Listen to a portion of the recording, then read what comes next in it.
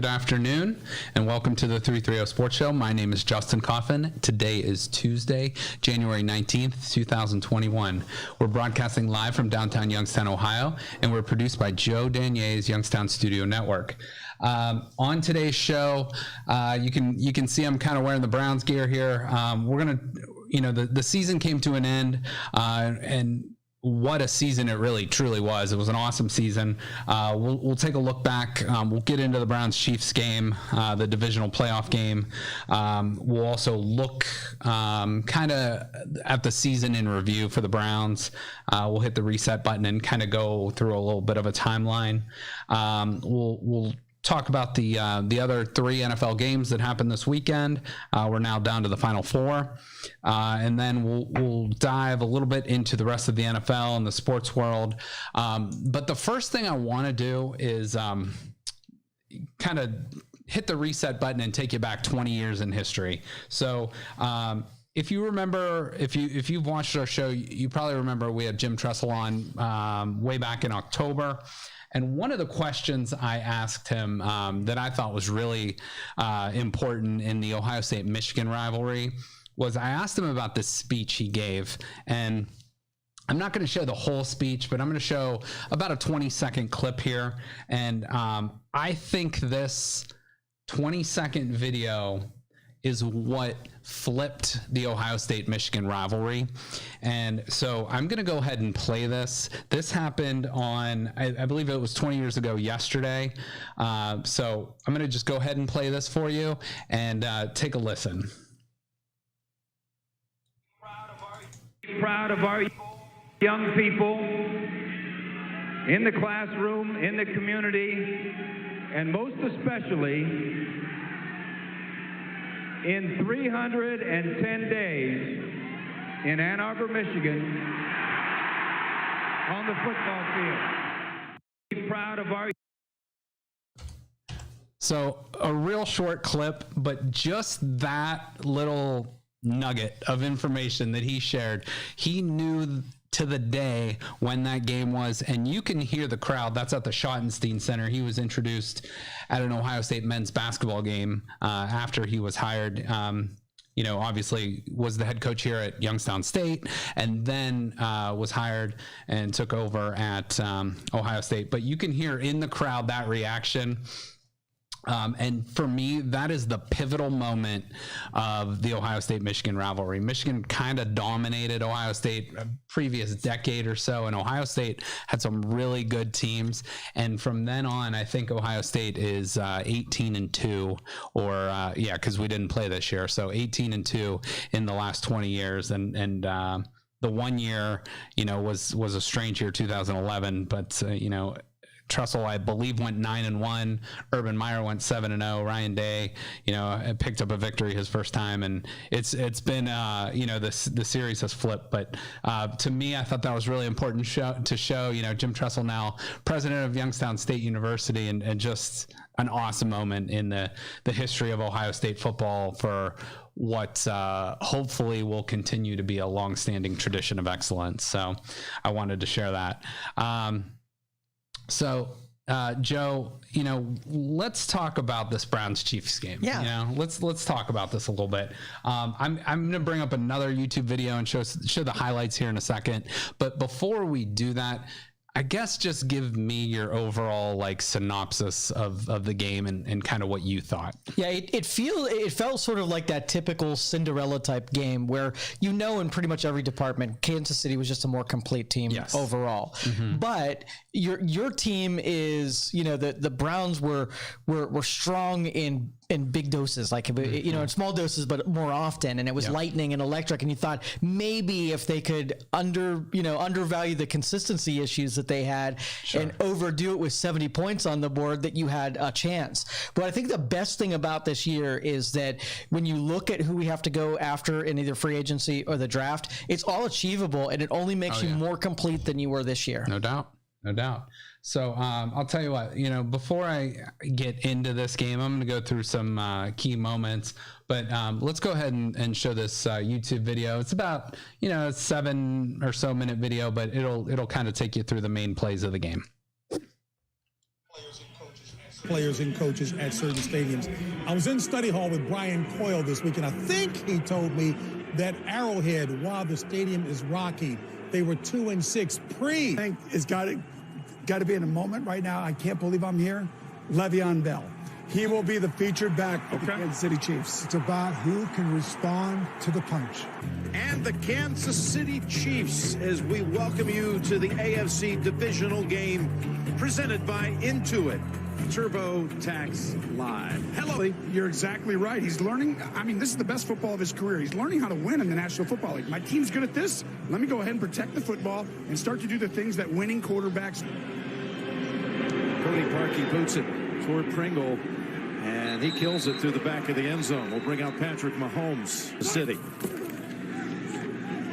Here they put it in the hands of Hill on the end around. See 5 or 6 guys, Jim, just 4.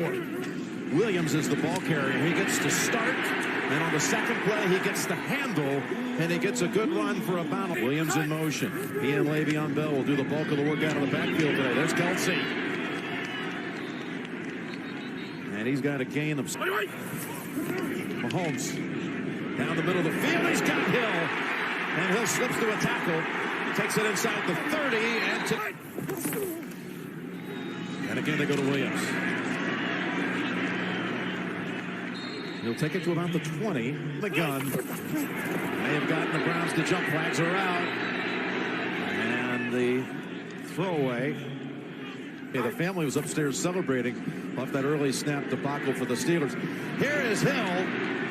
Thrown down rather quickly. Well done. Well defended by Mahomes. Got all kinds of time. Not a whole lot of room over there, but a broken tackle off Mahomes' left hip. 3rd and 2. Hill gets the edge and gets the first down.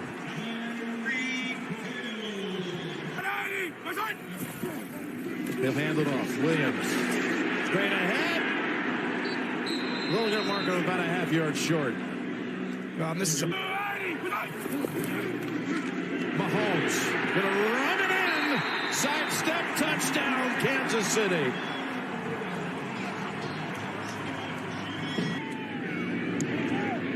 Extra point? No. Butker, who missed 6 during the regular season.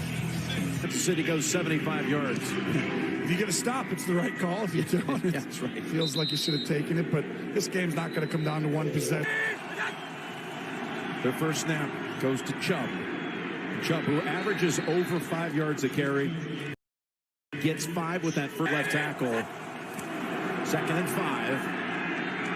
Mayfield able to get it to Njoku with all kinds of open room. There he goes. Now the bootleg and throw, and off the hands of Landry, who was alone. Browns were 6th best this year at it, though. Got Kareem Hunt in, but Mayfield's looking the other way. There's Hooper, and he powers ahead. He lowers the head. There's the handoff. And again, they create an opening for Chubb. Run 2nd and 4. As Chubb bounces off the wall, and there's nowhere to go. No gain, and there's Matthew we just spoke of in the pass game. 3rd and 4, Mayfield keeps it to the short side, and he runs for the first down. Ran through traffic. 9th play of this opening series. They put in the hands of Landry. And the Chiefs cover him up behind the line of scrimmage.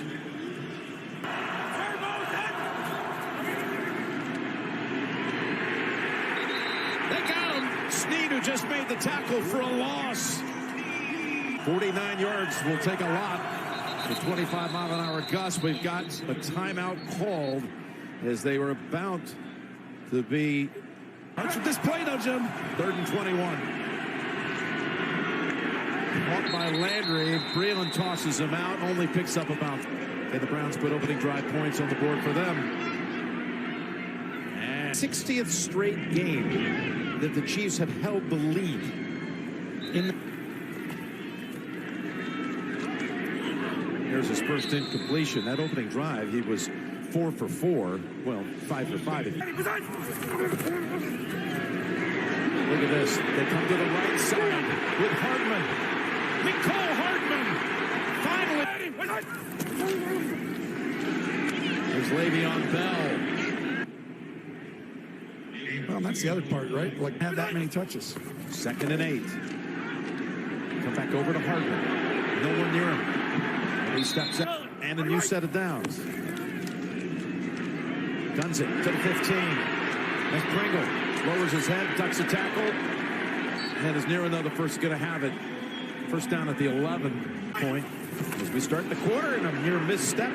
Somehow able to get it over the hill. And he steps out after a gain of about 2. Could have been a disaster. Mahomes able. 2nd and 19.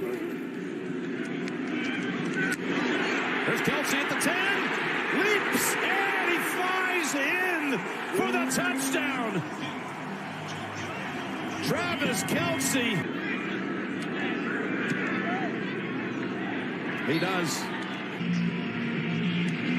Wow, that's a huge thing. I mean, just him going in there makes you nervous if you're a Chiefs fan. You don't need to send a bunch of guys. All right, so, we're partway through the video here. We got about another 2 minutes we're going to show you here in a second. But thoughts on that first half? Very methodical first quarter. Really, there was only 2 drives in the first quarter. I think the Chiefs got it back with about a minute or 2 left in the first quarter. But the Chiefs really, got the ball, took a ton of time off the clock, 8 minutes or so, go down and score and miss that extra point, which was big. We were joking. Yeah. The Browns actually had the better kicker in Parkey on Sunday. And then the Browns go sort of on a methodical drive down the field and kick a field goal 6-3. And then, obviously the Chiefs go and score a touchdown there to Cleveland's own Travis Kelce. So, they make it 13-3 there going into the second quarter. Yeah, and we know we'd have to outscore them because they were going to score. Their offense was that complete. Right, absolutely. So, you can kind of see, the Browns did not, I don't know. They won the coin toss and they deferred. And hindsight's 20/20. You can always look back and be like, well, maybe we should have taken the ball and tried to get an early lead. But the Chiefs are going to do what they did. Exactly. And it was the Browns' job to answer and get a few stops. And really, when we get into the rest of the game here, the Browns' defense for the most part did a very good job. They forced Kansas City to, I believe, 4 field goals. They limited them to only 2 touchdowns. And, there wasn't a whole lot of punts in this game, but again, there was a lot of methodical, long drives that ate up a lot of clock. And, if you told the Browns you'd give up, 22 points in this game, you probably take it. Right. And you probably assume, hey, we got a good shot to win. So, there's some important plays coming up here that we're going to talk about. So now, what I did see in that first half too is the 2 things that we didn't see during the Steelers game. Our defensive backs really showed up, and they did a good job in coverage. Where against Pittsburgh, I mean, Ben was eating them alive. Right. And second thing is pressuring the quarterback. Yeah. We got through there a bunch of times where we didn't with the Steelers. Absolutely, yeah. I don't think we sacked Roethlisberger once last week. And you can see the impact Denzel Ward has in a game. I mean, Tyreek Hill's arguably the fastest wide receiver in the NFL. You got Hardman out there. Sammy Watkins didn't play, but they have a lot of guys that are just plug and play. Yes. And you have one of the top 2-3 wide receivers in the league. You got the top tight end in the league. You have serviceable running backs, and you got probably the best quarterback in the league you're going up against. And the defense pretty much held its own in the first quarter for the most part. And actually, instead of the first quarter, I should say the rest of the game, they overall did a fairly nice job. So we'll take a look at the rest of this clip, and then we're going to come back in about 2 minutes and talk to you about the rest of the game. Aggressive a little bit for the scrimmage. They run up the Chubb. Passagno rides him down after.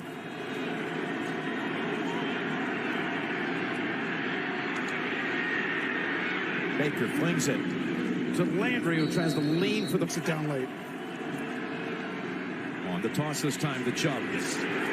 Taken down by Matthew behind the line. Big part of it. 2nd and 13, we'll call it. Looking for Peoples. Jones over-the-shoulder catch, and it's ruled a catch on the field. Michigan taken in the 6th round. Make the handoff into the line, and now Mayfield fires it middle of the field for another big gain at about the 27 delay. 1st and 20. To Chubb, who drops it. Ward was run for one also. 2nd and 20. Set up the screen, and Chubb again unable to make the clean hold. Game, you got to get a possession or two at some point. Do something on 4th. He was trying to get it over to Hunt. It was knocked down and back into the arms of Mayfield. The ball in our first punt of the game. As Hill keeps dancing around. And they hand it off to Williams. If you wanted to go on that route every time. 2nd and 6. Mahomes looking for him. Got him. Back to Williams. And now on the run. Back to Kelsey. And a first the arm. That is gold. Here he flings it back to Hardman. And Mitchell puts it into it, but another 7 picked up. Same play they started the series with Williams. And sorry about that clip. It didn't go through as far as I would like it to, but we're going to, talk about the more impactful plays in that game here coming up. So, the final score being 22-17. Let's get into the elephant in the room, the hit that took place, and we'll talk about it. So, can we throw up that picture? So you're going to see, and this happened there was less than 2 minutes on the clock. And you can see, Higgins catches the ball.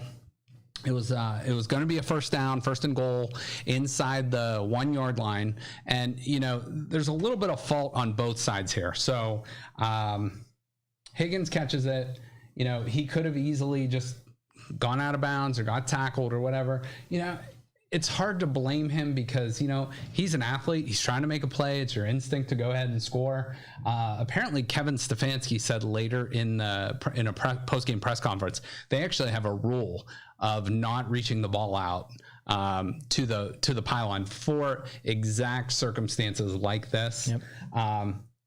And you can see the Kansas City Chiefs, I can't believe they actually posted this, but they said the Chiefs player that made the hit was named Daniel Sorensen, but his nickname must be Dirty Dan. I saw that. And they actually posted on their Twitter page Dirty Dan, like with the big hit or something like that. And it's like, this was clearly an illegal hit. Now the NFL and the college rules are very different, where in college, you can go ahead and review for targeting, like what happened with Justin Fields in that game against Clemson.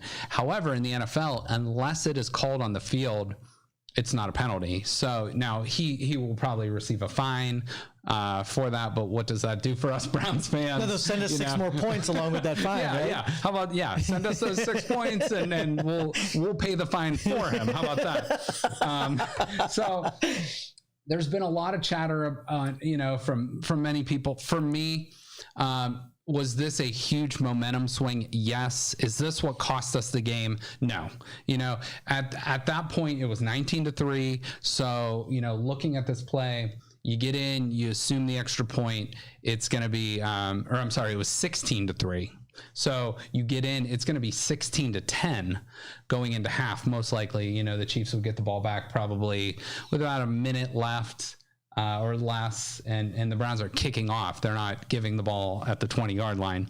So about that rule, everybody's pissed off about that thing anyhow, sure. But what's the logic behind it being a touchback instead of it just going out of bounds at, wherever, the 3-yard line? So, for the offense, and this actually, remember in the Jets game, Baker actually fumbled the ball on that 4th down play that ended up losing the game. The ball actually went forward and was recovered. You cannot recover a forward fumble on a 4th down play. Right. But, obviously this was a lot different of a circumstance.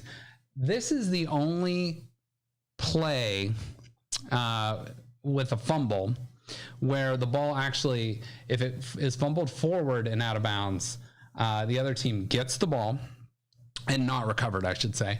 And the ball was actually fumbled forward. The ball actually goes to the other team, and it's perceived as a touchback. That's just the way the rule is written. Any other fumble that is fumbled forward and out of bounds goes back to the original spot of the fumble. Do I agree with the rule? Not necessarily. But why would it be a touchback? Like if you do it not by the end zones, and you basically fall forward, fumble ahead of you, they don't give you the fumble ahead of where your position was. They just bring it back to where you were when you fumbled the ball, right? Right. So what makes the end zone different? And that's, I think, where the argument comes in, and that's probably something the NFL might. This is not just an NFL rule; it's a college rule, it's a high school rule as well, and it's. I don't agree with it, but that's the way it's written, and it's unfortunate, and it has happened to many teams and plays. Just usually it's not as impactful in a huge, playoff game. Everybody's like, "Oh, that sucks," But this game sort of highlighted a little bit more, and that's why the rule don't stretch it out in the end zone, because there's too much to lose if you lose it. Because you see guys all the time, with the handoff that are reaching it, because just the front tip of that ball has to reach the front tip of that the end zone to break the plane, and you'll hear that a lot. But again, I don't agree with the rule, but it is the rule. Right. So until it's changed, it's not something we can argue with. Now, with the hit, though, that's something, and I don't have the picture of it, but there's an official literally standing 4 yards from the play, and in this picture that we showed you earlier, like, he actually has his arms tucked under him. He's not trying to make a tackle. He's launching himself with his head. Well, and let me get the only defense that is, halfway credible is in that game, they did not call a lot of penalties. They let them get really aggressive in all parts of it. You're right. So there might have been just as many, leading with the helmets or, doing something like that on the other side too. So that's really I got to consider. If they weren't calling it across the board, then that might be acceptable. Right.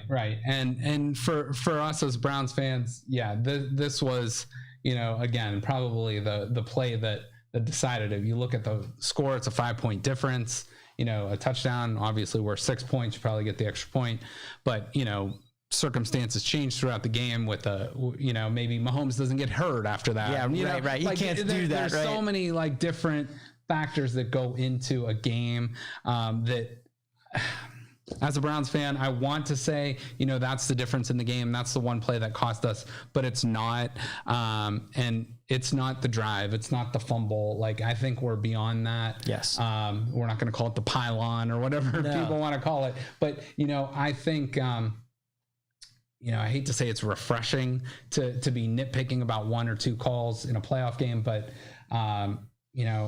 the Browns had other opportunities and they didn't convert later in the game. So, well, I'll tell you, and like you said, nitpicking, to have gone to the postseason and made a great game against arguably the number one team in the AFC and was relevant the entire game. This wasn't a blowout where they were just having their way with this. We were relevant. That is a big score for us. Agreed. And I think the Browns have announced themselves to the NFL that, hey, we're here and we're here to stay. We're not, the Browns is the Browns like we talked about last week. I think the Browns is the Browns, and the Browns is going to be around for a while. So, obviously that play was a big turn, swing. The Chiefs go down and actually kick a field goal. So they go into the locker room at 19-3. The Browns do get the ball first in the second half. Baker throws a forced pick, his first pick in 10 games. But the Browns defense stood up, forced the Chiefs into a field goal attempt. They missed that field goal attempt. Again, Cody Parkey, better kicker in this game over Butker, who's known as a pretty good kicker. The Browns go down, score a touchdown. Suddenly it's 19 to that would make it 19-10. So they did their job for the most part. They answered the bell there. But here was another point of question. So the Browns go ahead and score the touchdown. It's 19-9, so it's a 10-point game. They kicked the extra point to make it a 9-point game, 19-10. Now, if they would have went for 2 there, it would have been 19-11. So your touchdown and a 2-point conversion. A lot of people questioned that decision. I trust Kevin Stefanski, and I'm with him. If you were the head coach of the Browns in that situation, and it's 19-9, I want to say it was about halfway through the third quarter there. What do? Do you go for 2, or are you kicking the extra point? It depends. Like in that first half, they got stood up at the line a bunch of times, and if you're going for 2 and you your guys are shutting down your receivers, and then the middle you're scared, then I would say I'd go more conservative and go for the extra point. But it could go either way, and it depends on the moment, I guess. Yeah, and I think that's a good point. So, like I said earlier, I trust Stefanski, and there was a lot of game left, and the Browns were finally starting to hit their stride on offense. So I think, in the long run, again, hindsight's 20/20, but usually coaches have like sort of a book and like an analytics type thing where they're saying, in this situation, you go for 2, this time and score. And, Browns are a very analytical team. And I say the book probably said, just kick the extra point here and trust your defense, and you can try to get some more. Yeah. And I think sometimes too, there's psychological element too, that when you don't get the 2-point conversion, it takes a little bit of gut shot to Agreed. you. Agreed. Yeah, no, that's a good point. So the Chiefs then go and kick field goal, make it 22-10. Patrick Mahomes gets hurt, so I am not one to ever root for an injury, especially with any sort of player. But as a Browns fan, again, I'm not rooting for an injury, but suddenly all of a sudden it was like, okay, it's 22-10. We're down by 2 touchdowns. We have a legitimate chance to win this game. Yep. So that was sort of my thinking. Obviously I wish Patrick Mahomes the best. And from what it looks like, he's going to be able to, go through the protocol and be okay. It was just a concussion. Is that lost? And I never actually heard confirmed it was a concussion. They said, and later on it seemed to be okay, but the way Mack Wilson tackled him, I didn't see any helmet to helmet or his helmet hit the ground or anything like that, but it almost looked like his neck was like bent in a certain way that almost could have almost like a wrestling move in a sense of like, or something. He like blacked out. So to me, you could see him, he got up real wobbly, and he almost looked like a boxer that got knocked down and didn't, quite have his bearings. So to me, that's kind of what it looked like. So he's going to go through the protocols, but he was out. He was ruled out the rest of the game. So from then on, again, 22-17, the Browns go down, score again. Jarvis Landry, I believe it was a 4-yard touchdown pass, but they went on an 18-play, 75-yard, 8-minute drive. So they controlled the ball. That probably would have been the offense you wanted in the first quarter, whereas when Pat Mahomes was in the game, whereas when Chad Henne's in the game, you want to go down and score as fast as possible and see if he'd make a mistake.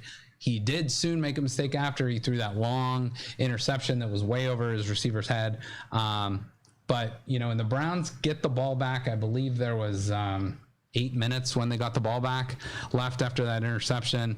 But the Browns called like this weird challenge on a catch that looked clear, like a clear catch to me. So and missed one ahead of that. So they wasted a timeout there.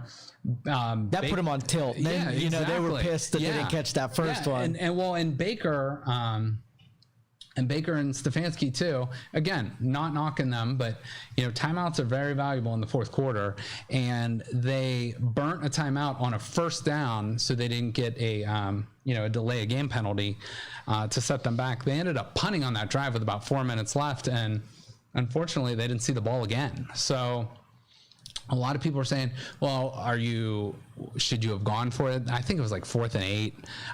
You were on the 30-yard line. You were on the 30. To me, that was the right decision to punt it. And, the Browns got the Chiefs with the backup quarterback into I think it was 3rd and 14. And, if Henny rushes for anything but a first down or 13 yards, they're probably punting the ball. So the Browns, and again, we'll address this in another show. This is where the Browns linebacking and safety is really hurt, and it showed their weaknesses because you cannot let a backup quarterback who is not extremely mobile get 13 yards when you have 14 to go. And then the Chiefs obviously ran that amazing play that even Tony Romo on the broadcast didn't know was coming. They kind of like faked everybody out, got that fourth down. And to me, I think if the Chiefs don't win the Super Bowl last year, Andy Reid doesn't have the guts to go for that there. I think winning the Super Bowl last year, Andy Reid's like, hey, I'm playing with house money. I'm playing with my backup quarterback. I'm going for the win. And, to get 1 yard, again, they got Tyreek Hill, probably the fastest wide receiver in the NFL. You got Travis Kelce, and, you have a fairly decent offensive line. So he put it in his players' hands, and you got to give him credit. Yep. And, it's unfortunate for us, but, sometimes that's just the way the game goes. And, you're going to have to forgive me a little bit because as a Browns fan, I'm used to losing. I'm not used to losing in the playoffs in impactful games. So obviously that one hurt a lot. But because, you might have thought, hey, we got a shot to get the ball back, go down and win. And who knows, maybe we don't score. Maybe, we throw an interception or fumble, but the fact that we didn't have a shot or a chance, that's what really kind of hurt me at the end. But, hats off to the Browns for getting to this point, and good luck to the Chiefs. We'll talk about what's upcoming for them next week, but just a great run by the Browns. It was fun to watch, and it really helps that the players now that might have been on the fence whether or not they wanted to be a Brown still. Yeah, I mean, this is good hope for them. And I think the Browns, they have their core. You got your head coach. How refreshing is it to know we have a head coach? You have your quarterback. Thank God for that. We have a great running game.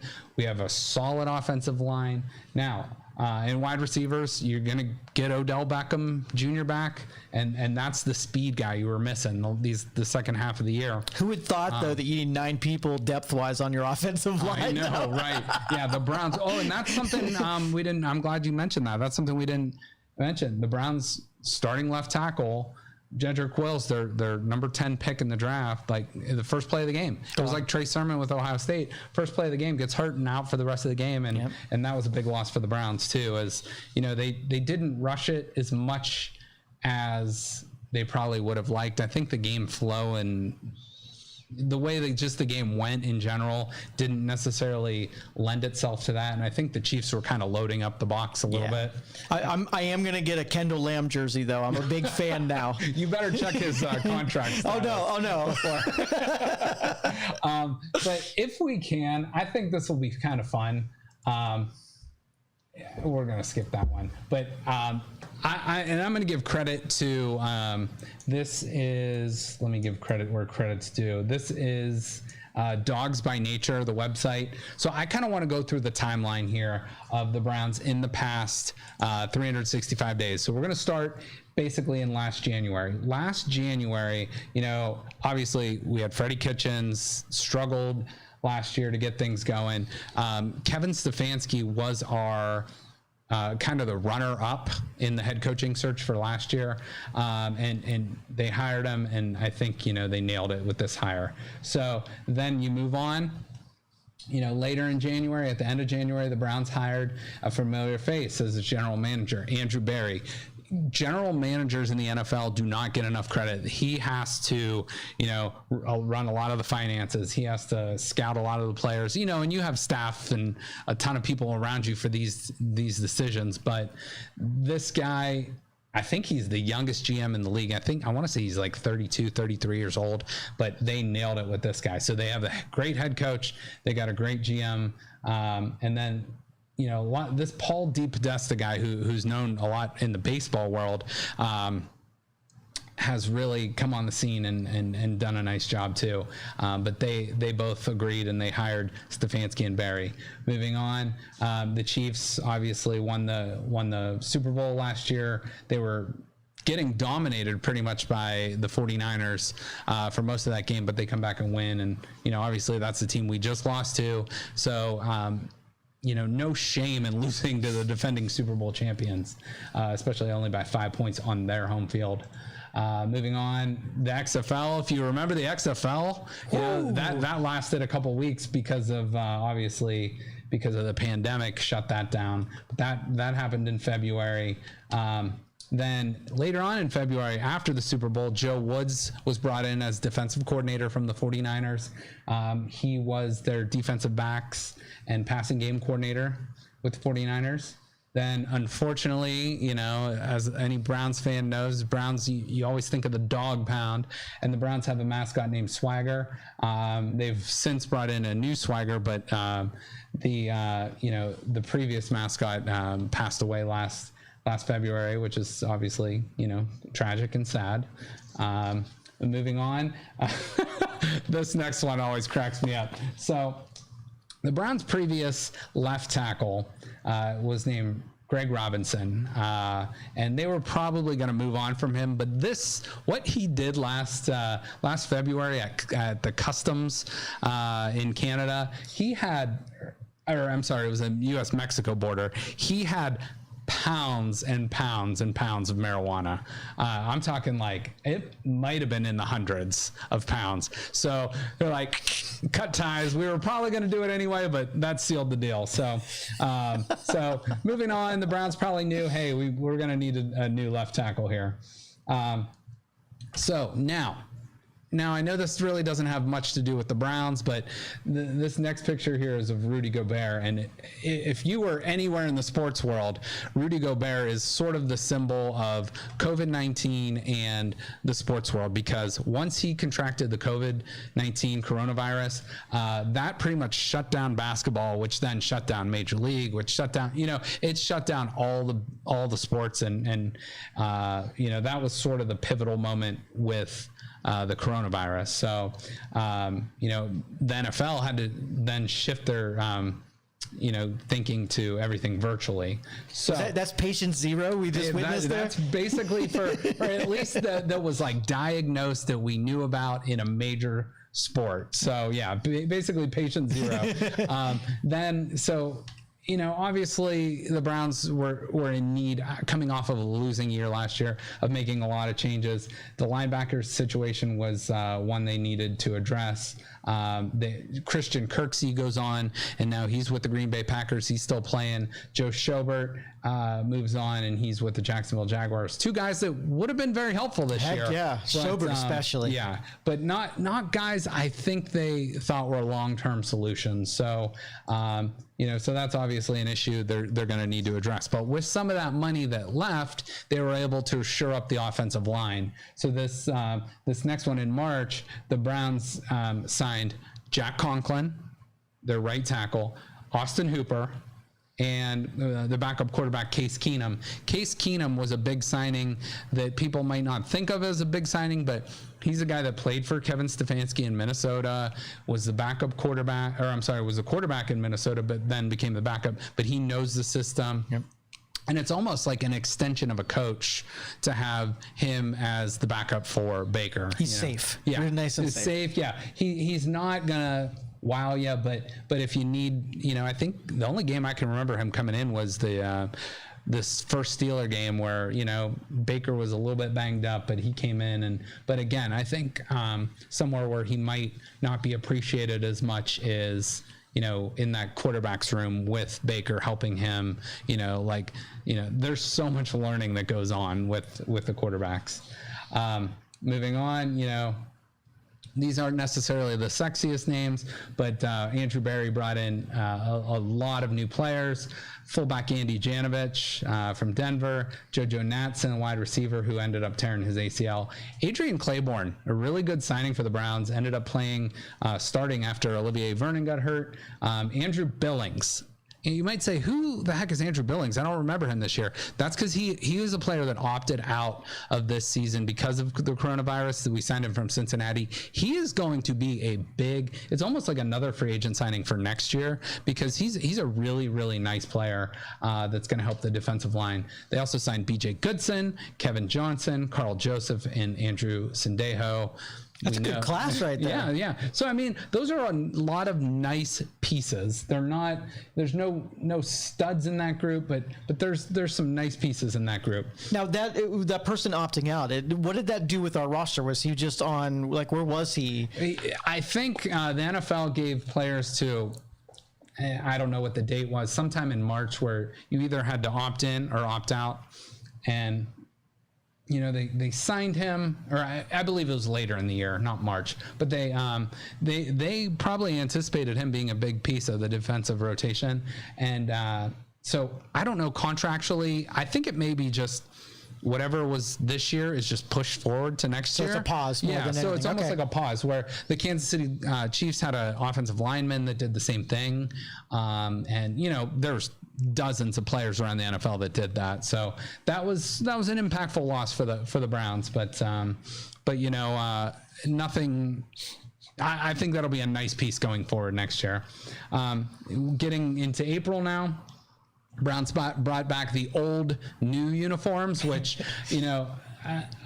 I think most people love these, especially the combination. I get made fun of a lot because I love jerseys. I don't necessarily wear them, but I like the combination. And I just think, like, one of those things too, like, you look good, you play good, so I think those old Browns uniforms that they had for about 5 years were pretty bad. Yeah, I think honestly, like Denver, when they went super bright, and then the orange ones, they were a little too much. Yeah, too much orange. And I think the Browns, it's like sort of the classic look. Yep. But it's got like a little bit of a new feel to it, especially with so you bring back a little culture, but you're also maybe mixing it in with like you said, like some colors that aren't too extreme and things like that. Right. But it's kind of what the Browns I think Seattle did something crazy with a green, didn't they? Seattle looks like a highlighter sometimes out there. Yeah. Yeah. They got that yellow and neon green and all that stuff. We'll continue with April real quick, and I'm going to try to move this along a little bit quicker, but the NFL draft was supposed to be in April in Las Vegas. And obviously that was canceled because of the virus. So the players that were going to be there were not able to be there. And instead it was in Roger Goodell's basement. Exactly, yeah. So Roger Goodell's zooming from his basement. And here's a picture of our guy Jedrick Wills, who was drafted by the Browns. In the first round, he became the starting left tackle and really did a great job. Really good job. Unfortunately, he got hurt in that playoff game, and who knows, maybe he makes. Because we missed Joe Thomas for years, and now he finally filled that role. Yes, he did, and it's sad to say that he has more playoff wins than Joe Thomas. But Joe Thomas said he would come back this season if we needed him. Well, we could have used him. He slimmed down a lot though. Yeah. He really has dropped a lot of weight. And then this, I think, was a very underrated crushing blow for the Browns this season. The Browns drafted Grant Delpit as the 44th player overall, the second round. They drafted Jordan Elliott, Jacob Phillips, and a few other players in there. We'll talk about Grant Delpit in a minute, but his loss this season was enormous for the Browns. They plugged him in and had him penciled in as their starting safety. And we've talked a lot about Sendejo on this show. He was supposed to be Delpit was supposed to be that starting safety. I got to take a drink here. I'm starting to lose my voice. So, Joe, before we go into the next slide, what's your overall thoughts of what the Browns need to do going into next year? Like, so were there big? Yeah. So I think honestly, if they're gonna, I think their wide receiver set I'm super happy with. Landry, Higgins, and if you get Beckham back on there, I think they're gonna be really solid. Oh my goodness, some catches that dude had. And then I'm happy with the tight ends. Maybe you get somebody nice and big that can build some chemistry with Baker. But definitely what you said, either offensive line and your defensive back. backs are your huge need on this offense. But if you have some people that are going to make their appearance next year and fill in some of those gaps, like Delpit or whatever, you might not have to dig in the draft for them. Right. Yeah. For me, if I had to say that the two biggest needs for the Browns, I would say speed at linebacker and a stud safety, which maybe the Browns already have, that if he comes back healthy. But I would say linebacker is a huge need, and maybe you grab another offensive lineman or a defensive lineman. You can never have too many good people in your, on your offensive or defensive line. So to me, that's huge. Also, the Browns drafted Harrison Bryant, had a nice season. They did take a center last year, Nick Harris, and then you can see there Donovan Peoples-Jones with the 187th pick in the 6th round. Dang. So that's a pretty good draft steal there for the Browns. So we're getting a little bit closer to the season now in April, towards the end of April, but a move that was buzzworthy. The team, signed Kareem Hunt for an extension. Does Higgins see how you stretch the ball out? Does he see that? That's a great observation. Watch how I'm doing this, buddy. Watch how I'm get it across that freaking pylon. Hold on to it. And then you can see everything's being done virtually.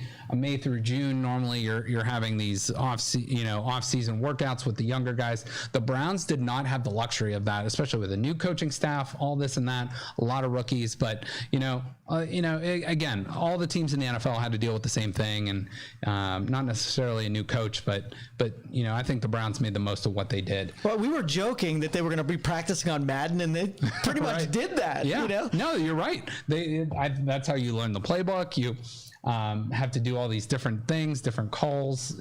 It's very interesting. So we get to David Njoku, and that's a guy that I'm a little bit worried about. Might not be back next year. I hope he is, because he is a really, really talented. But he requested a trade because the Browns obviously drafting Harrison Bryant, Austin. Do you think that changes now, though, after that season? Do you think his attitude is going to be different? He was playing his butt off in that game. He made a couple huge plays. He's a very good blocker. He's just a freak athlete. I mean, look at the guy. I don't even know how tall he is. He's got to be 6'3", 6'4", and probably 250.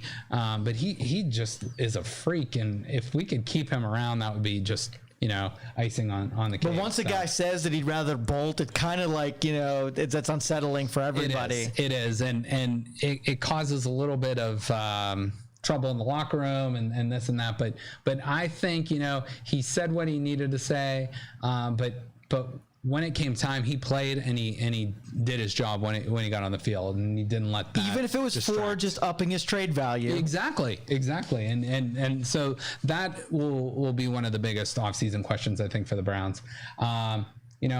Talking about Myles Garrett now, obviously was suspended the last 6 games of the 2019 season for the Mason Rudolph incident with the helmet, but this year really bounced back. He was given a 5-year extension with the Browns highest paid player, and he since has been surpassed, but at the time that made him the highest defensive player paid in the NFL, in NFL history. So now we're going to talk real quick about, this is Andrew Billings, big boy. Big dude. So he is going to be known as a run stuffer, as you can probably tell. So that defensive tackle there will make a big deal. But, there was talks back in August about Odell Beckham possibly not playing this season. But it turned out just Andrew Billings was the biggest loss for the Browns, opting out. But again, he will be back this coming year. And I honestly think Browns doing as well with their wide receiving core that they had and not Beckham. Maybe he, that gives a little bit of fire under his ass, and he doesn't be the drama king that, he was this year. That is an excellent point. And I had a couple friends say, he really didn't win much with the Giants. He didn't win his first year with the Browns. So maybe this winning culture is something, hey, I want to be a part of this. Exactly. I'm going to go work my butt off. I'm going to train. I'm going to get healthy. And I'm going to be the difference of, the Browns getting past the second round into the third round, or possibly making the Super Bowl, or taking that next step. So I think, and I think when he did it, when he was really pissed off that he wasn't getting the ball, and then Baker was just trying to establish that offense, and he needed to have a receiver no matter who was open, right? That pressure, I think, now goes away a little bit because he'll be able to spread it out without somebody complaining. Exactly, you're 100% on. So in August, training camp starts, but there's no preseason games. That's it's just a strange difference this year. But this is when we had the Grant Delpit injury, which was huge. I can't say how big of a loss that was because we didn't see him on the field, but his last game was a national championship game with LSU where he was making big plays and made that LSU defense somewhat of a respected defense. So hopefully 2021, this season, we're going to hear a lot of good stuff from Grant Delpit and the Browns secondary. So now, right before the season starts, we bring in this guy, Ronnie Harrison. We get him for a 5th round draft pick. For me, that is gold because this guy makes an impact. And he's had injury concerns over his short career, but when he's on the field, he's an impactful guy for the Browns. And then we finally get into the season here a little bit. We talked about the Kareem Hunt extension. I think you got that on your phone on one of our shows. Yeah, I remember you saying that alert. But they really got him for a steal, and he's going to be with the Browns for at least the next 2 years. So that's really good stuff to know. You got and that pairing with Chubb, my goodness. I know. And we talked a little bit about, Chubb is more of the you want him to run it as much as possible, but if we could swing Kareem Hunt out and get him the ball in the flat, and like on some of those screen passes and stuff, that's the receiver or that's the running back you want catching those passes. And this dude, when they're in protection mode and they're back there blocking, they throw their ass into it. They're not just going through it. You're right. Yeah, and I think you asked me that earlier too, like which of the two is the better blocking.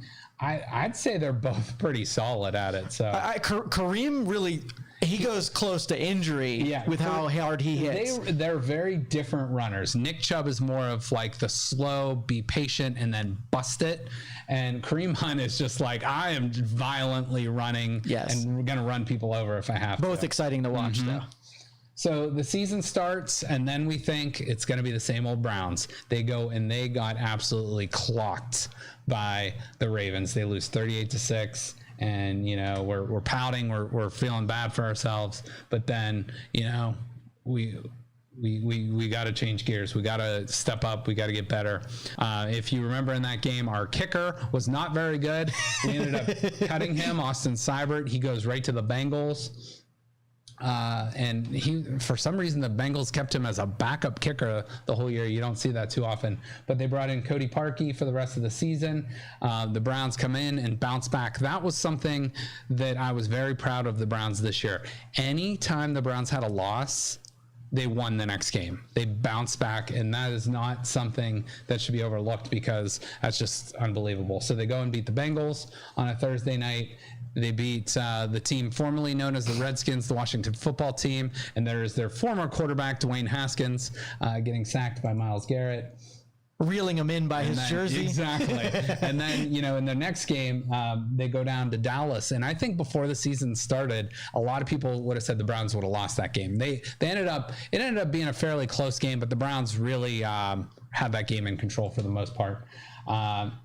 They beat the Colts, who end up being a playoff team. And that's another thing. The Browns had a really nice record against playoff teams this year. They beat the Steelers twice. Who else? They beat the Colts. They beat the Titans. And I'm missing one more in there. Well, I guess you can count the Washington football team, even though they finished under 500, they still made the playoffs. But the Browns off to a 4-1 start, which is pretty awesome. Then our old nemesis, the Steelers, we go in and we get clocked by the Steelers. So again, everyone's like, well, the Browns can beat up the bad teams, but they can't beat the good teams. You lost to the Ravens, you lost to the Steelers. But little did we know at the time that was going to be a big turning point too. Browns go on. It took a miraculous comeback, but the Browns come back. They lose Odell Beckham in this game, but their other receivers start stepping up. They come back, beat the Bengals in this game. Obviously there's the picture of Beckham injured, and then we lay an egg against the formerly Oakland. I always want to say Oakland, but the formerly Oakland Raiders, now Las Vegas Raiders. And that game was it was a crazy game. Wind, storms, all that stuff, but just not a great day for the Browns. But, we go on and we beat the Texans. We take care of them. This was the game where, if you remember, Chubb ran out of bounds at the 1 yard line, and a lot of gamblers weren't happy about that with the spread. The next game, this is when COVID starts to become an issue. Myles Garrett finds out he's going to miss the next couple games. He has COVID. But the Browns go ahead and take care of business. Olivier Vernon steps up big in this game. They beat Philadelphia. They had a pick 6 in that game. The Browns also had the first female coach a position group in this game, Callie Brownson, which is pretty awesome. Little nugget there of information to go forward with. The Browns go ahead and take care of Jacksonville. And they swept the NFC East and AFC South this year, which was pretty cool. They beat the Titans in a game that might be the best first half in Browns history. They were up 35-7. Then that awesome Ravens Browns game that ended up being a loss for the Browns, but was just a fantastic Monday Night Football game. Justin Tucker ended up kicking a field goal that won the game for them late in that game. Browns go in. This game was pushed to a Sunday night. They come in. They beat their former quarterback, Colt McCoy, and the Giants.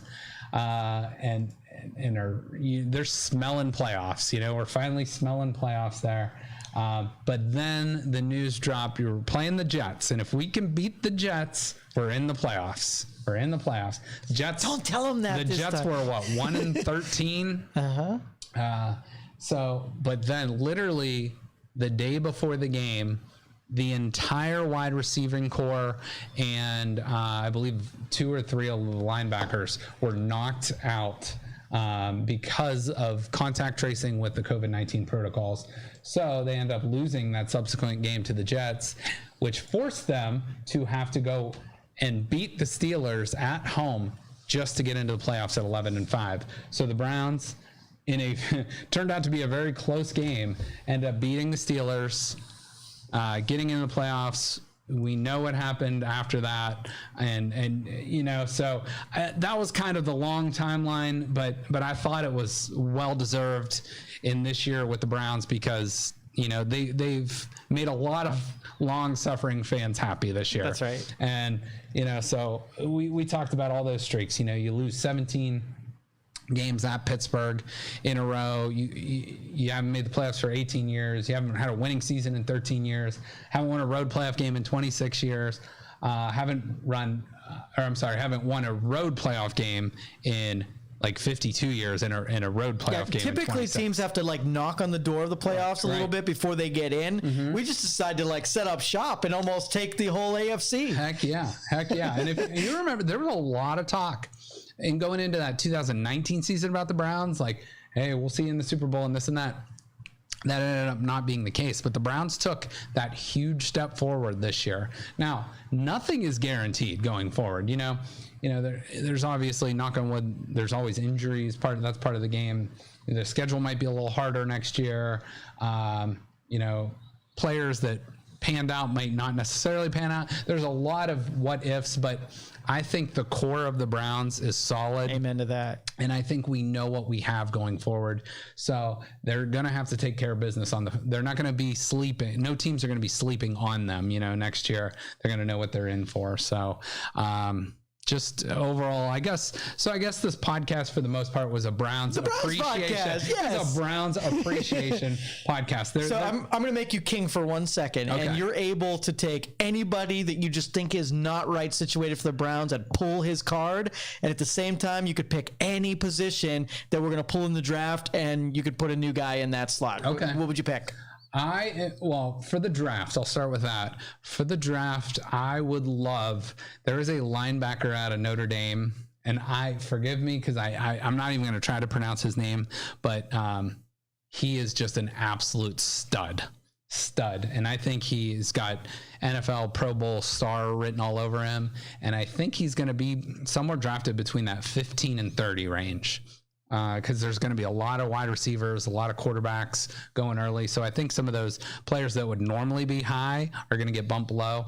And somebody will have to write in and tell me his name, because it's like, can I buy a vowel with his name? It's one of those crazy names. But he made the Notre Dame defense, which is not normally super fast and super skilled. He made that defense super, super good this year. And I think that would be, if I could pick one player for the Browns, that would be the player I pick in the draft.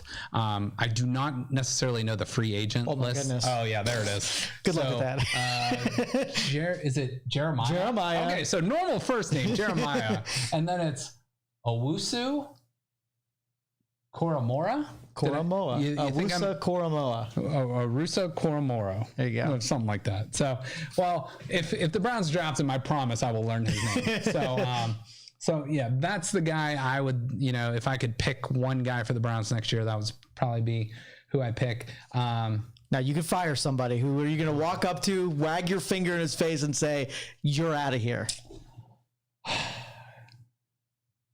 I think if I got to do it, I mean, the offense, I'm going to leave well enough alone. So I'm going to go with the defensive side of the ball, and I'm going to go to the safeties. Sendejo's dead. And I'm going to Andrew Sendejo, and I say, sorry, buddy. I appreciate your effort. I know you tried your best, but you're just not good enough.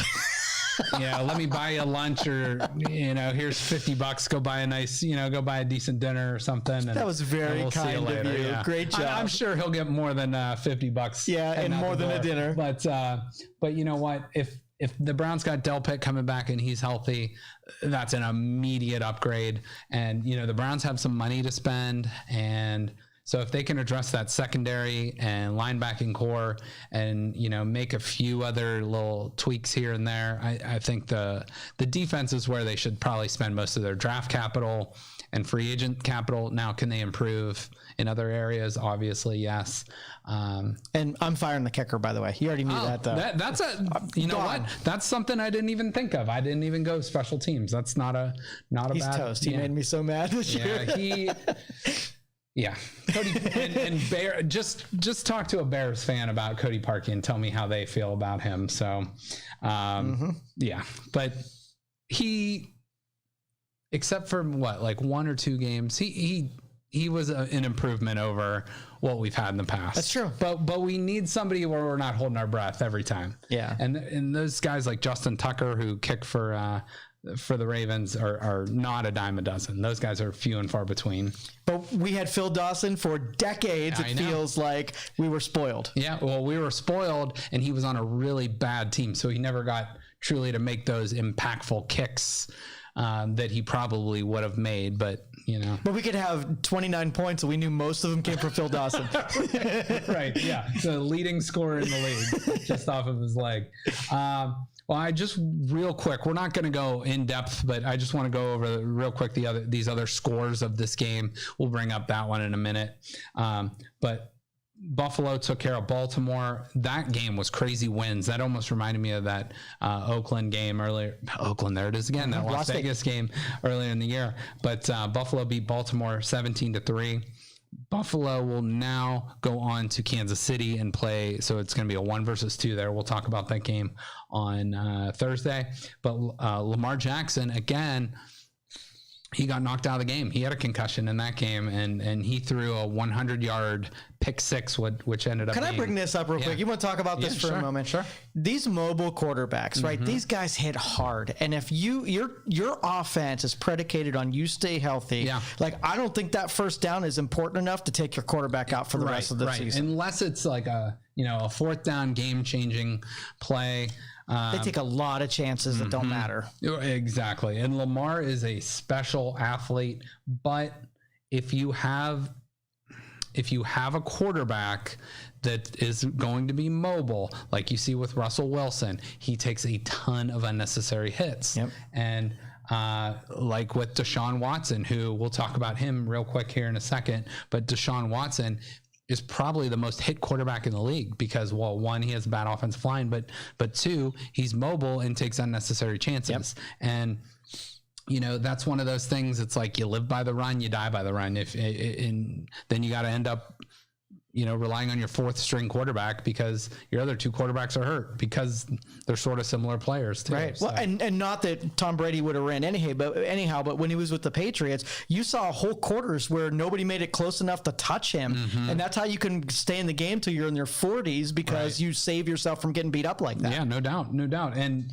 so throwing the ball away is very underrated. Mm-hmm. Just sliding, yeah, sure, it doesn't make you look tough, but who cares? You live to play another down, and a lot of these guys, unfortunately, like Lamar Jackson's the MVP of the league for a reason. He's great, he's special, but you're going to take hits and you're going to get knocked out occasionally. I mean, do you ever hold your breath when a quarterback gets drilled in the end zone and they get hit in their throwing arm? Well, I mean, with Justin Fields, I was like that the last couple of weeks, and usually the Browns don't have that guy. But with the Buckeyes, it's usually that way. So it's sort of like, just get down, unless it's an absolute, like, you have to make that play for the outcome of the game, then it's not worth it. Live to play another down. That's right. So, talk just real quick about these NFC games. Green Bay is going to move on. Green Bay is the 1 seed.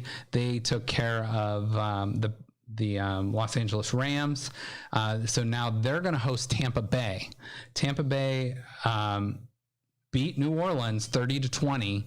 And, Tom Brady, Drew Brees, that probably, if I had to guess, is Drew Brees' last game in the NFL, which is really sad, but his time's come to an end. He just can't make that deep throw anymore. And honestly, as much as I don't want to say this because I love Drew Brees, he might have been what was holding that team back because they are very skilled, very talented, but just couldn't quite get it done. And they had beat Tampa 2 times, and you always hear it's so hard to beat that team the third time, and it just wasn't in the cards for them. So it's going to be Tampa at Green Bay. So you got the Battle of the Bays here, and if Tampa were to win this game, they would be the first team in NFL history to play in their own stadium for the Super Bowl. So interesting fact there, but we'll see how that goes. So it's going to be Buffalo at KC and Tampa at Green Bay, and you got old Tom Brady going in against Aaron Rodgers. Who do the Patriots play? I think they have a bye this week. So Belichick's scheming though. He'll get in there somehow. He's up to something. Shifting gears a little bit, I want to talk about some of the new head coaches that are in the NFL, but I came across this on Twitter this weekend. This is a really cool fact, and we are called the 330 Sports Show. Now, John Carroll is technically in the 216, but it's close enough. Ohio. It's Northeast Ohio. Yeah. So the LA Chargers' new head coach is Brandon Staley, who was formerly the Los Angeles Rams defensive coordinator. Now, he was the defensive coordinator at Division III John Carroll in 2016. So just a few years back. So he has made a pretty impressive jump as now being the head coach of an NFL team. So. Dang.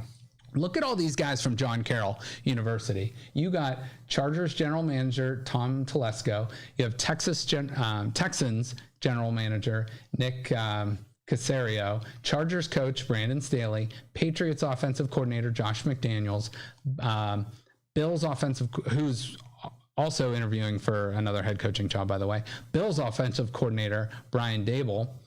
Ravens offensive coordinator Greg Groman, Patriots assistant, I don't necessarily know what DPP stands for, defensive player personnel maybe, Dave Ziegler, former Jacksonville Jaguars GM Dave Caldwell, and Colts general manager Chris Polian. So very impressive. Kids, if you want to coach in the NFL, go to John Carroll. Yeah, seriously, go to John Carroll. For whatever reason, the lineage is there, and we all know, being from Youngstown, we produce college head coaches and a lot of, and we're going to talk about one more guy here in a minute that obviously we're very familiar with, Urban Meyer from Ashtabula.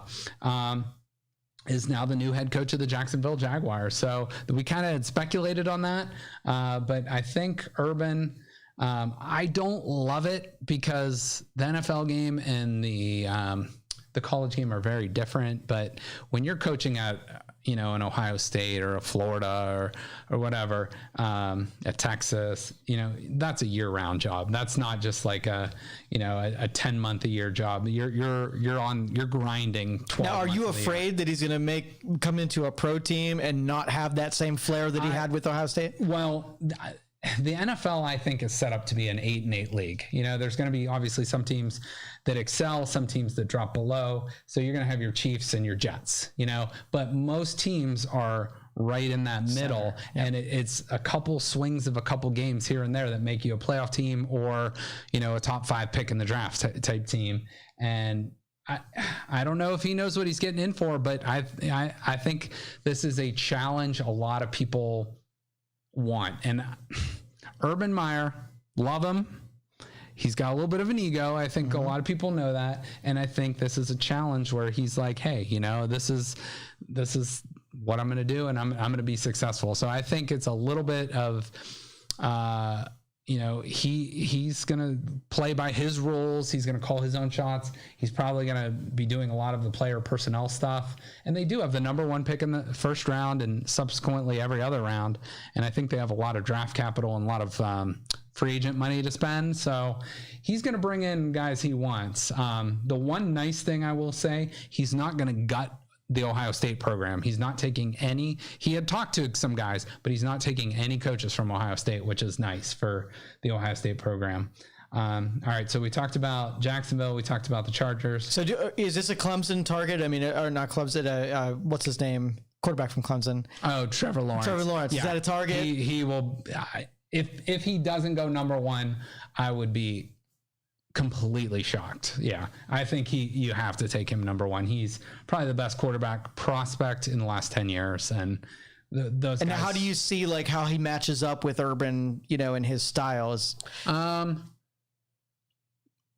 would say he's just good. All right. So he's going to make it no matter where he ends up. I think he's going to, I think he'd be good no matter where he goes. And if Urban, sees that in him too, he's going to surround him with the right pieces that he thinks is best. Has it been a while since Jacksonville has been a contender? I mean, I could think when Mark Brunell was they actually beat the Steelers. I want to say it was like 3 or 4 years ago in the playoffs, and they ended up losing in the AFC Championship game. I want to say it was 2017.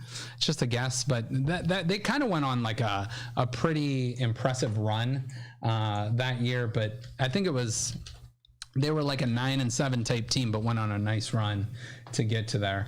And let's just go over a few more of these hires here. The New York Jets ended up hiring Robert Saleh, the 49ers defensive coordinator. The Atlanta Falcons hired Arthur Smith, who was previously the Tennessee Titans offensive coordinator. The Detroit Lions are talking to Dan Campbell of the Saints and probably going to make him their head coach. So the 2 remaining jobs are Houston, and who knows what's going to happen there with Deshaun Watson, and the Philadelphia Eagles, which that job recently became available with Doug Peterson. What'd you find out? Yeah, so it looks like that one season, they were just kind of middle of the pack in that one season in 2017. Blake Bortles. Okay, so. Yeah, Blake Bortles. Yep. Okay. So real quick, you asked me last week about Deshaun Watson. Yeah. And I said I think he's going to stay in Houston. I've completely changed my tone with that. I think he's going to be on the move. I don't know where, but I think about 25 NFL teams would really want him. So he's going to be highly coveted, and he's going to make an impact somewhere. I that's just one of those things. Is it frustration? Like he's bailing because of team? And I think it's a lot of, trust issues with the ownership, with the general manager. They've brought in, they did bring in a new general manager, but they were told, we're going to consult you, and they're not. Yeah, and you said Sammy Watkins and the playbook and all that kind of stuff, right? Yeah, there's a lot of stuff that he just doesn't trust. I think the trust is gone, and I think it might be to the point where it's beyond repair for him in Houston. Real quick switch to the NBA. Tomorrow night, the Cavs actually play the Brooklyn Nets. Basketball already? Jeez, where did we go? This is January. Well, I know. But so Kyrie Irving, who has missed like 7 games in a row. This dude is... We love the shot that he made in 2016 for the Cavs, but this guy has honestly gone AWOL. He's always been a different dude. Like, he's burned sage in Boston. Like when he came back to like cleanse the bench area. Jobu. He's talked about the earth being flat. He's got a lot of like weird different views that don't necessarily go with the 99.9% of the rest of the world. The Kanye West of basketball. He honestly, that's a great comparison. He's the Kanye West of basketball. But him and Kevin Durant and now James Harden are coming in tomorrow night against the Cavs. And James Harden, who looked absolutely fat, out of shape, and wasn't trying in Houston. His first game with the Nets sets the Brooklyn assist record in the first game, has a triple-double. So nice. I'd say he maybe was dogging it. And he recuperated a little bit from that. That seems to be a theme. Deshaun Watson wants out of Houston. James Harden wants out of Houston. So maybe both of them will get their wish. And then the Cavs. Real quick, Kevin Porter Jr., who was, if you guys remember this, earlier in the year, was arrested in Canfield, Ohio. Wow. And he was in some sort of car accident, but he had a gun on him and I think some marijuana. And so he basically threw a temper tantrum in the locker room the other day. The Cavs were involved in that James Harden trade and brought in a really nice player in Jared Allen.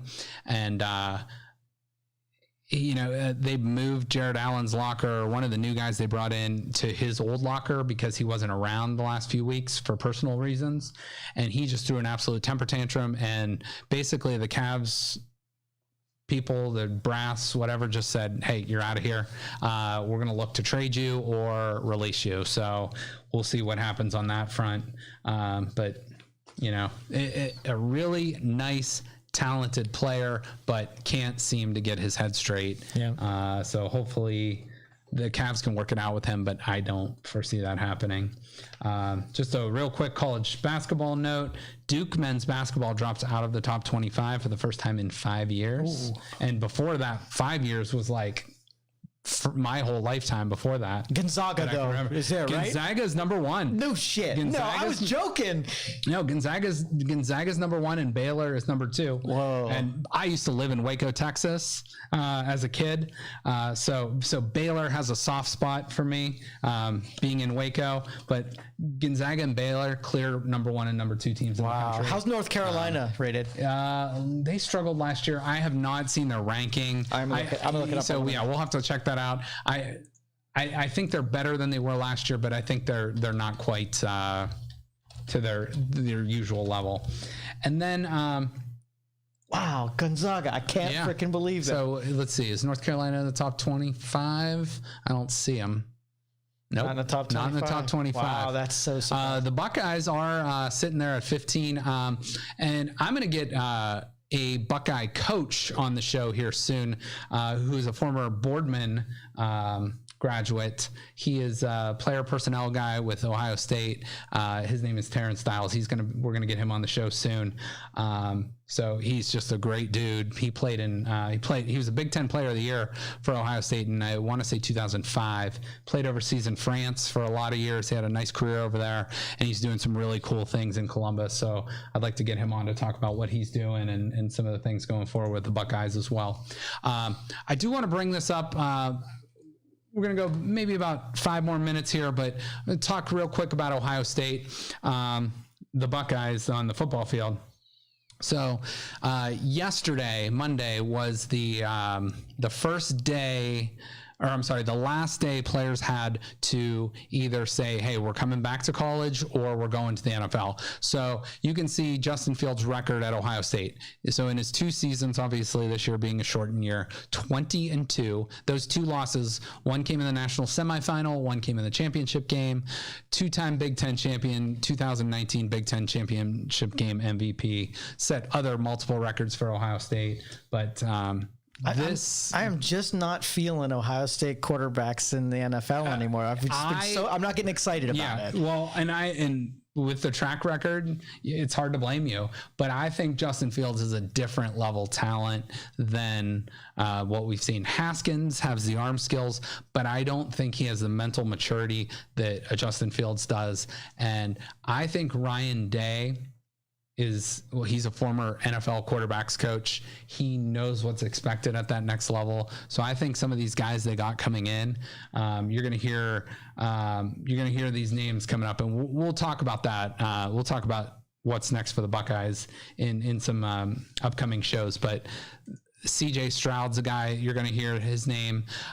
Quinn Ewers is a guy they have coming in a few years. These guys are going to be absolute studs going forward. So, so we'll talk real quick about former Ohio State quarterbacks here. So Justin Fields, in my opinion, best Ohio State quarterback of all time. Very short sample size compared to the rest. Troy Smith, he's right up there. JT Barrett was never going to be a pro quarterback, but just an absolute stud. Braxton Miller, same way. Haskins, where would you rank Haskins in the among those quarterbacks? You know, I would put him ahead of Braxton, but behind. Well, I don't think Troy is up there. Should be up there either. So I'd probably put him third. I think I like Troy Smith being. He's my second too, but I mean, he won the Heisman. He got him to a national title game. He beat Michigan. You know, he did all this and that. Ohio State has had a really skilled group of quarterbacks, you know, for the last really 15, 20 years. But no one truly special that has made a huge difference except for Mike Tomczak. Come on, geez. Mike Tomczak. Mike Tomczak wasn't bad. There's a guy, and I don't know if you remember him, Tom Tupa. Yes, I like Tom Tupa. He ended up being a punter in the NFL, but he was a really nice quarterback for the. In the modern era, they really have turned out some quarterbacks that at least had a shot. I mean, that top 5 there. A side note, when my first year living off campus at Ohio State, it was 2002. The quarterback is Craig Krenzel. His backup's name was Scott McMullen.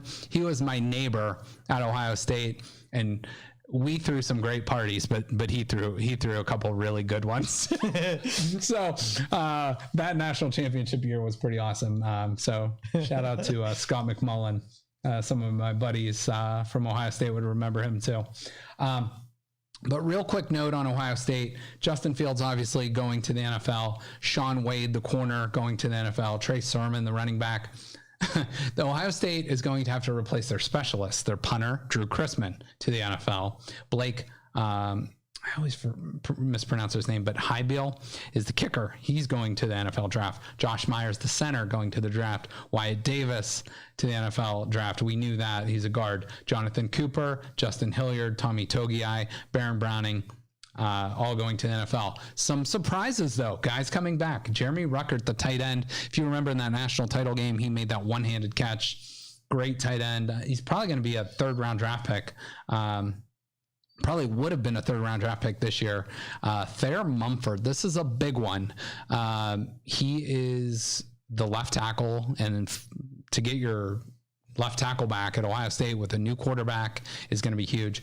Marcus Williamson, a corner's back. Here's the biggest surprise of all, though. Chris Olave. Chris Olave, projected number 17 pick in the draft this year.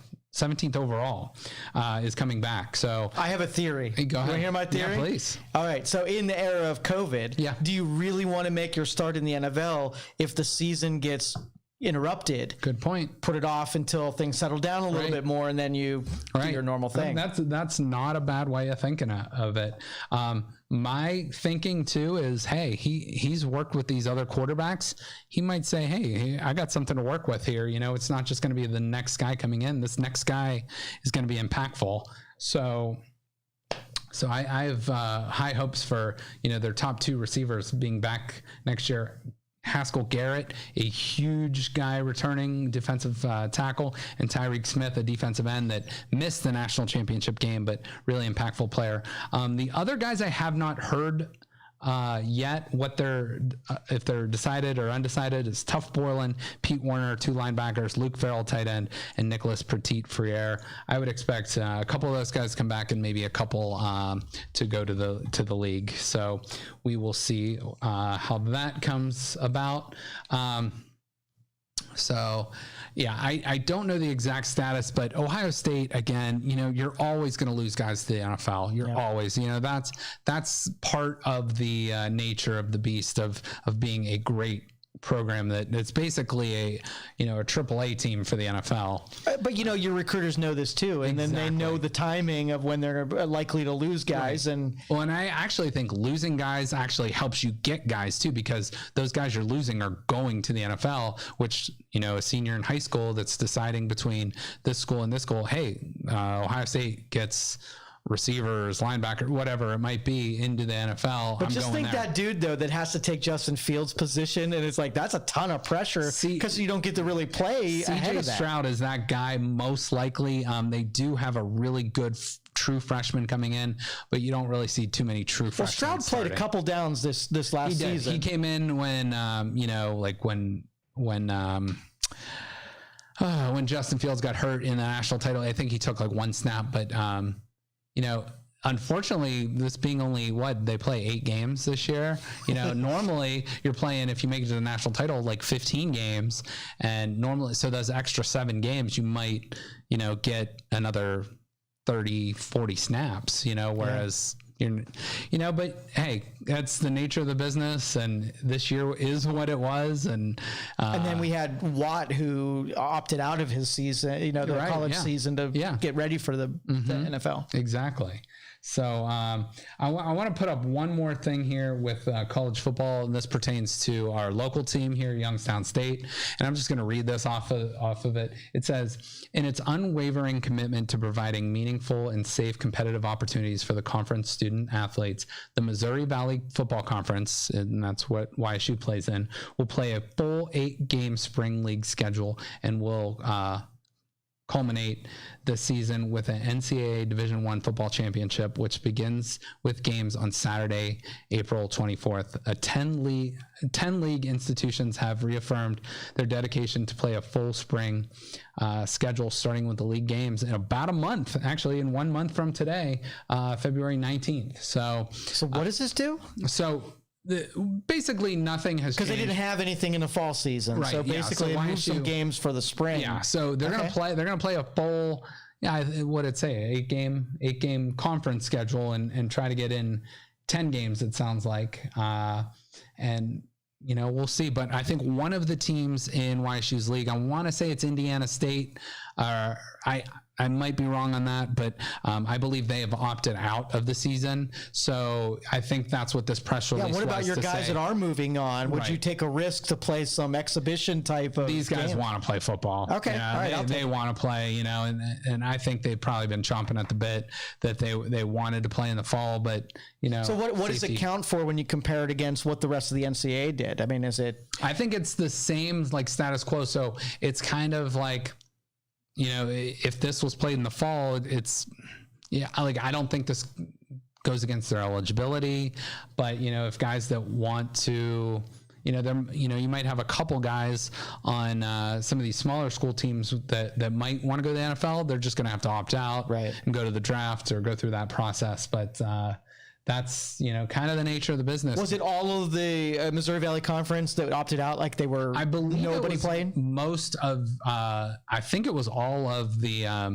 the FCS or the FCS schools.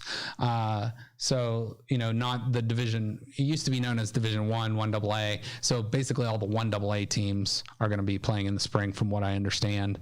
I don't halfway hate this because you get to watch more football along the year. It's kind of cool. And, for YSU, maybe being the only game in town, it's going to be weird playing in the middle of late February, even early March. Our weather around here sometimes in early March is a little sloppy. So the Ice Castle in February. Truly Ice Castle-ish.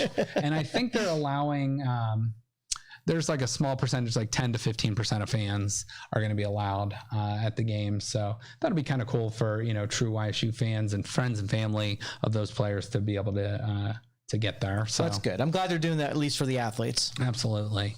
So I guess we'll pretty much end the show there. I will say I'm going to have a pretty cool guest. She was on Justine Thomas's show a few months back, but, her and I have been in contact, and her name is Marissa Sergi. She's of Redhead Wines. And to me, I posted this on our social media earlier, but she's short and she's young. So I said, she's younger than me, she's shorter than me, but I look up to this girl because she is literally I think she's 27, but she has made a huge name for herself in the wine industry. This is one of her bottles called Purple Rain.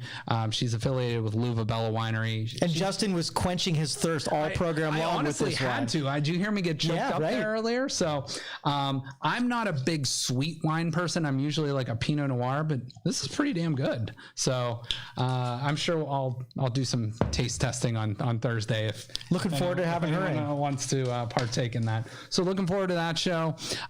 We'll get more into the AFC, NFC title games, and there's a ton more news that we haven't got to. And there's so many good things for content out there, and a lot of stuff we have planned into the next month. So really looking forward to the shows. But until then, we will see you on Thursday. Thanks to Joe. Thanks to Mario in the back. We will see you Thursday. Everybody enjoy your day. Have a great day. Thank you for listening to this show on Youngstown Studio. If you like our programming, we invite you to subscribe to our YouTube channel, follow our Facebook page, or subscribe to your favorite podcast platform like iTunes or Spotify. This is original Youngstown content, and we would appreciate you sharing the videos and the word about us. Thank you.